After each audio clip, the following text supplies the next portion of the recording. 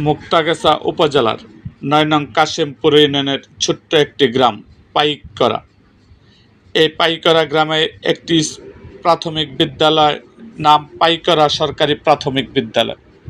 প্রতি বছর ৩০ থেকে ৫০ জন শিক্ষার্থী এই স্কুল থেকে প্রাথমিক শিক্ষা গ্রহণ করে স্কুল ত্যাগ করে। বর্তমানে ১৭০-এর অধিক শিক্ষার্থী আছে এই স্কুলে।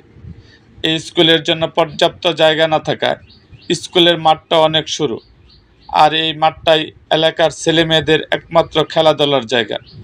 সম্প্রতি এই স্কুলের বাউন্ডারির কাজও করা হয়েছে, মাঠে কিছু মাটিও ফেলা হয়েছে, কিন্তু এই মাঠের জন্য এটুকু কোনো কাজে আসে নাই।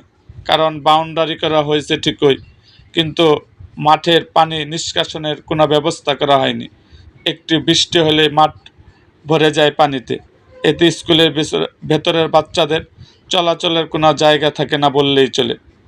এলাকাবাসী তাই এই মাঠটি থেকে পানি সরানোর ব্যবস্থার জন্য মুক্তাগাছা আসনের ময়মনসিংহ ৫ মুক্তাগাছা আসনের মাননীয় সংসদ সদস্য আলহাজ জাকির হোসেন বাবলুর এলাকাবাসী সুদৃষ্টি কামনা করছে।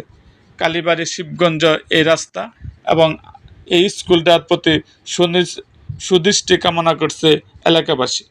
এরকম আরও ভিডিও পেতে এবং রাজনৈতিক অঙ্গনের নানা ঘটনা ও ইতিহাস জানতে আমাদের মুক্তাগাছার ইতিহাস মিডিয়া ইউটিউব চ্যানেলটিকে সাবস্ক্রাইব করুন এবং পাশে থাকা বেল আইকনটি বাজিয়ে দিন।